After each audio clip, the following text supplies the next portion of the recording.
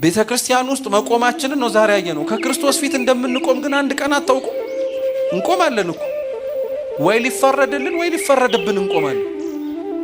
ነገ እንኑር እንሙት ሳናውቀው ዛሬ ከእግዚአብሔር ፊት ብንቀርብ ምን ብለን ልንመልስ እንደምንችል የማናቅ ሰዎች ነን። ዜና አበው ላይ አንድ ታሪክ አለ፣ በደንብ አድርጋችሁ ስሙ። አንድ ልጅ ነው ይባላል እና ሁል ጊዜ እናቱን ገዳም ገብቼ ካልመነኮስኩ እያለ አስጨንቃት ሁሌ። እናቱ ደግሞ አረተው ይብቃህ እባክህ፣ አሁን የምትኖረው ኑሮ ይበቃሃል፣ ይቅርባል። በፍጹም እኔ የነፍሴ ነገር ያሳስበኛል። ገዳም ገብቼ ካልጾም ካልጸለዩ ካልሰገድ የትህርምት ጽኑ የሆነ ህይወት ካልኖርኩ ምን ዋጋ አለው አለ። ብትለው ብትሰራው እምቢ አለ። መጨረሻ ላይ ያለው አማራጭ ምንድነው? እናቱ በቃ ሂድ ገዳም ግባ አለችው። ገዳም ገባ።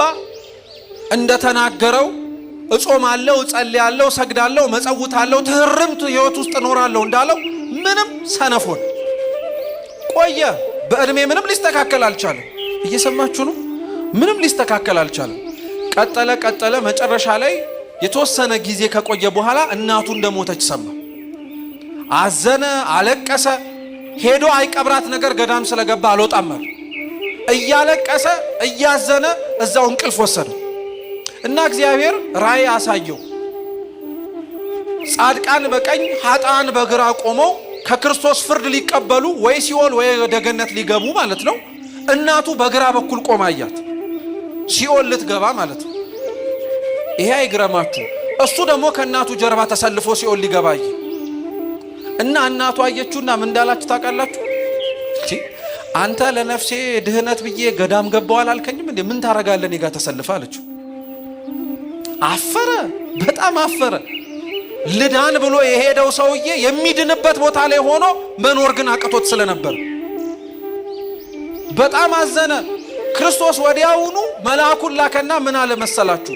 በተመሳሳይ ስም የሚታወቅ ሌላ መነኩሴ ነው አምጣልኝ አልኩ እንጂ እሱን አይደለም፣ እሱን ነፍሱን መልስለታል። ወዲያውኑ ከሚያየው ራእይ ነቃ፣ ደነገጠ፣ ፈራ። ወዲያውኑ ስንፍናውን ትቶ በጉብዝና በንጽህና በቅድስና ቃል የገባውን ህይወት መኖር ጀመረ እና ህይወቱ ተለውጦ የተስተካከለ ኑሮ መኖር ሲጀምር ገዳም ውስጥ በስንፍናው የሚያውቁት ሰዎች በሙሉ ተሰብስበው አረ ይበቃሃል፣ ጾምህ፣ ጸሎትህ፣ ስግደትህ፣ ትህርምትህ ህይወትህን እንዳያሳልፈው አሉት። ይህ መነኩሴ ምን ብሎ መለሰላቸው? እናንተ አልገባችሁም።